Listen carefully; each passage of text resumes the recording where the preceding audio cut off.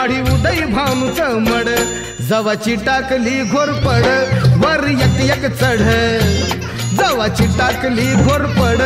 वर एक एक चढ जवाची टाकली घोरपड वर एक एक चढ जवाची टाकली घोरपड